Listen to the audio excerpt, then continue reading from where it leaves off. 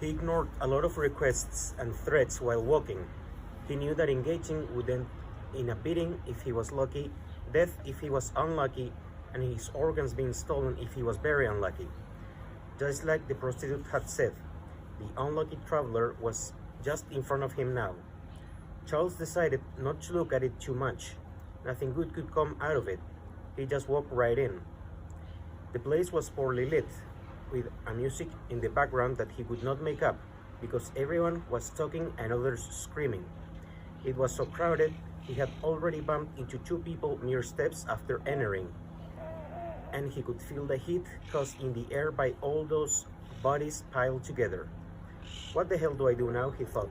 Finding a mercenary wasn't like asking for an electrician. He didn't know who to ask, how to ask, or anything. He didn't know if he had to scream his lungs out or approach someone evil looking. It was all too confusing.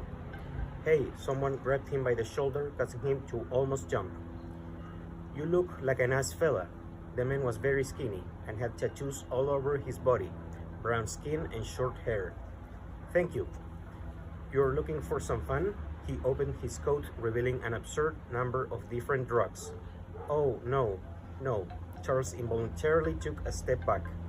The man was not deterred by his negative and advanced to step one him, having him now face to face. Then can you give me some money? I need it. Charles felt sweat falling down his back. Sorry, I don't... My man, understand you're being mugged, said a drunken old man at a table. He might be drunk, but Charles felt he was well aware of what was happening. I wouldn't say like that, the tattooed guy smiled creepily. Come on, man, just a little money. Sorry, I can't, he insisted. He was afraid, but losing the last money he had was not an option. That thought made him even more fearful. You can a little. The man pushed him, and Charles fell into a chair. He fell on it, basically getting tangled in it, and was now at the mercy of the man. Wait, he screamed. Now, if you don't, the tattooed man stopped talking and looked behind Charles. Charles saw the whole thing as surreal. The man was ignoring him completely and had his sight stuck into whatever or whoever was behind him. Fuck off, said a voice coming from where the criminal was looking. Sorry, the man apologized to Charles and left the bar. Charles was afraid to turn around. Whoever it was, it had a very delicate voice and had scared that criminal quite easily.